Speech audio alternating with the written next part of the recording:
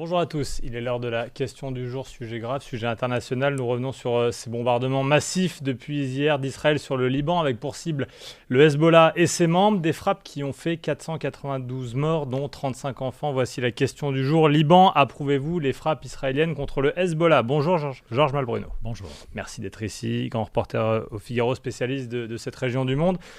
D'abord, question très simple, Georges, on va essayer de faire de la pédagogie pour que tout le monde parte au même niveau. Israël ne vise pas directement le Liban, il vise le Hezbollah. Quelle est la différence? Pas toujours évident à comprendre. Alors, Israël dit qu'il vise le Hezbollah et il affiche un certain nombre d'objectifs dont on reparlera. Oui. Il vise essentiellement, effectivement, des maisons qui abriteraient des caches d'armes du Hezbollah, des sites de lancement de roquettes, etc. Voilà, donc ça, c'est le narratif israélien. Oui. Et comme vous l'avez dit, parmi ces 500 victimes, il y a environ une centaine, au moins de civils, femmes et enfants. Donc, il y a aussi parmi ces victimes probablement d'autres personnes que les membres du Hezbollah. C'est la raison pour laquelle il y a beaucoup de Libanais qui critiquent ces frappes. Mais le Hezbollah ne contrôle pas le Liban. Non, le officiellement, c'est toujours. Ça peut faire. Alors, c'est évidemment très long, mais expliquer rapidement le poids, le pouvoir qu'a ce groupe. Le Hezbollah est né en 1982 dans la foulée de l'invasion israélienne du Liban. Oui.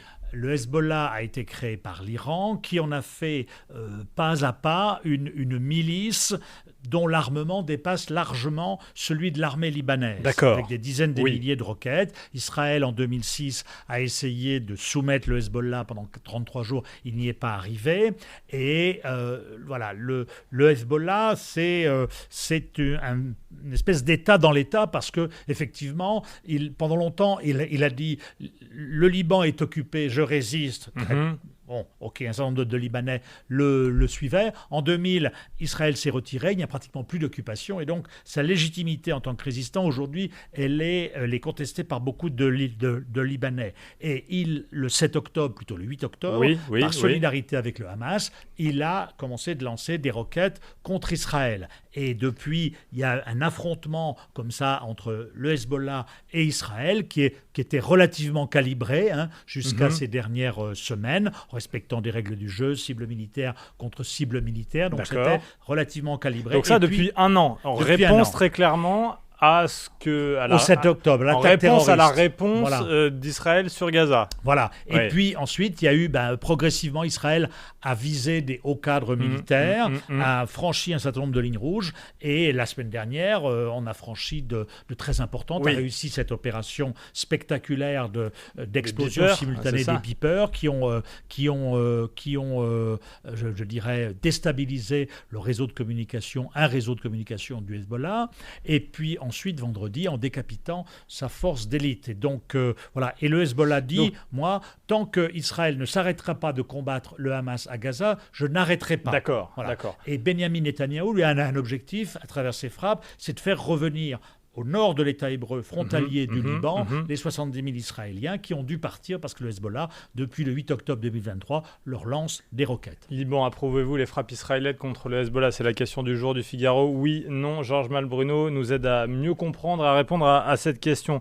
Israël se tournait vers le sud et Gaza jusqu'ici. Pourquoi ce changement d'attention? Pourquoi maintenant on est plutôt en guerre, ou en tout cas nous, occidentaux, nous focalisons notre point sur cette guerre avec le Hezbollah dans le nord?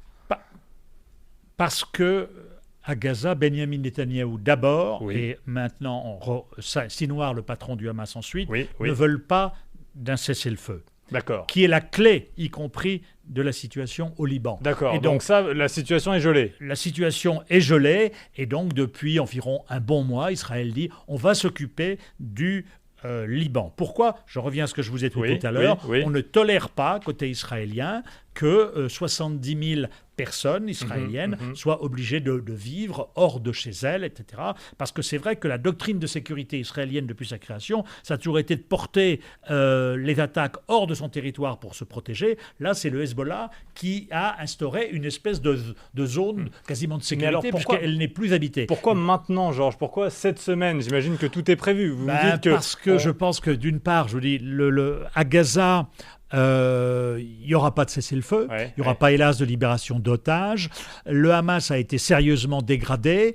Les États-Unis sont en campagne électorale. Benjamin Netanyahou sait qu'il n'aura pas à affronter de pression américaine trop forte à Gaza comme au Liban. Et donc là, je pense, il en profite. Et puis il y a eu ces opérations de liquidation, ces opérations d'infiltration qui ont porté un coup très sévère au Hezbollah. Et donc là, quelle va être la suite ? Je pense que ça va être... justement, on va en pas frappe ciblée encore.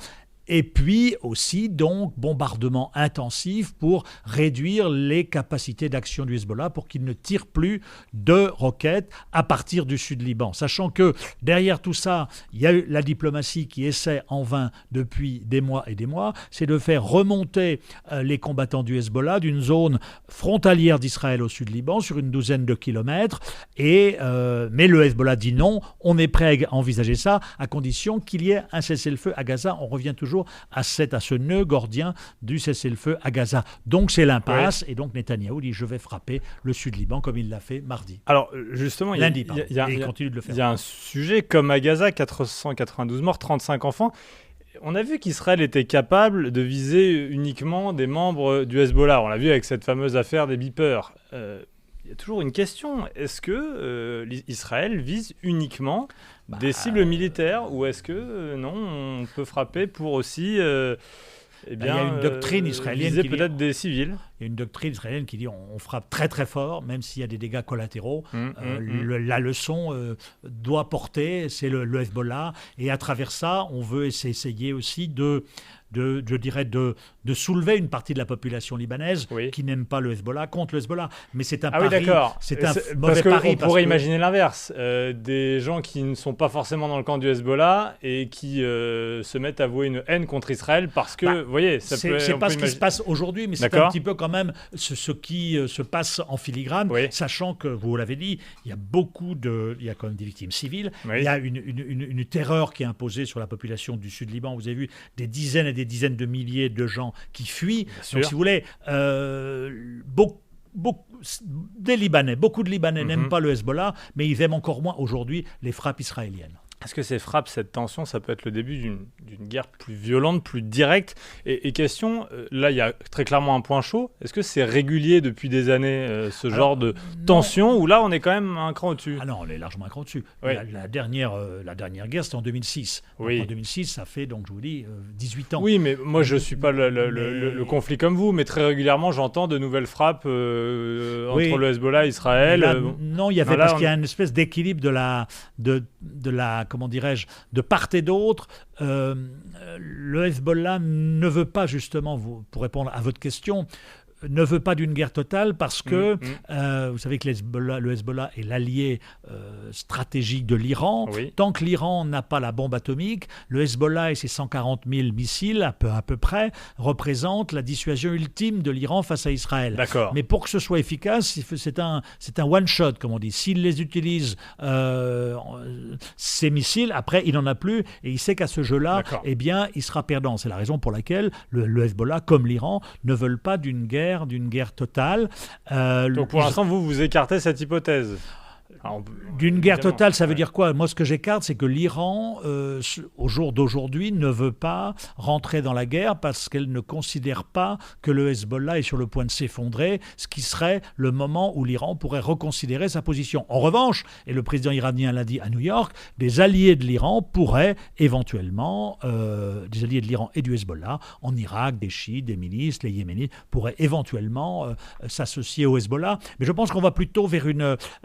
effectivement, le Hezbollah a été secoué, mais il dispose encore de missiles importants, cachés dans des bunkers dans la montagne de l'anti-Liban, avec une portée beaucoup plus longue. Et là, le Hezbollah se réfrène de frapper. Il frappe au maximum jusqu'à Haïfa, c'est-à-dire une quarantaine de kilomètres de la frontière libanaise. Mais ce qui est redouté en Israël, c'est qu'il frappe des zones densément peuplées comme Tel Aviv, qui sont quand même à 100 km. Et c'est là où les missiles de plus longue portée du Hezbollah pourraient être utilisés, mais dans une deuxième étape. Hier, un de ses responsables a parlé d'une nouvelle phase. Alors, est-ce qu'on s'y achemine ? Je n'en sais rien, mais il y a une crainte. Je vous demande de répondre à notre question du jour. Approuvez-vous les frappes israéliennes contre le Hezbollah, Georges Malbruno, ou en tout cas, les comprenez-vous, oui ou non ? C'est à moi que vous me posez la question. Oui, il faut répondre à cette question du jour. Alors, les frappes israéliennes contre le Hezbollah, il y en a un. Je pense que moi, je suis comme les États-Unis, comme la France. Oui. La clé est à Gaza. C'est un cessez-le-feu entre le Hamas et Israël qui permettra la libération des otages, le fait que les Palestiniens de Gaza puissent sortir de ce tunnel de violence. Et à ce moment-là, le Hezbollah s'arrêtera et le front nord s'apaisera. Donc c'est pour ça, dans ce sens-là, que j'introduis cette nuance. Dire, voilà, la priorité, c'est Gaza et le Hezbollah et le Liban, Israël. C'est une conséquence du conflit entamé l'an dernier par l'attaque terroriste du Hamas. Vous dites oui, vous approuvez les frappes israéliennes contre le Hezbollah à près de 65%. Deux dernières questions, Georges, très rapidement. Il y a l'Assemblée générale de l'ONU qui s'ouvre. Est-ce que ce conflit sera le centre des discussions? Est-ce qu'on peut en tirer quelque chose ou pas grand-chose? Les Américains, Joe Biden a dit qu'il allait mettre sur la table des propositions. La proposition de Joe Biden, c'est celle que je viens de vous dire. C'est Gaza. Mais Benjamin Netanyahou n'en veut pas. Donc il n'y aura pas de cessez-le-feu à Gaza, je pense, avant l'élection américaine. Par conséquent, il y a un risque qu'au Liban, on s'achemine vers une guerre, qui est déjà une guerre, mais que ce soit une guerre encore plus foudroyante et encore plus dangereuse.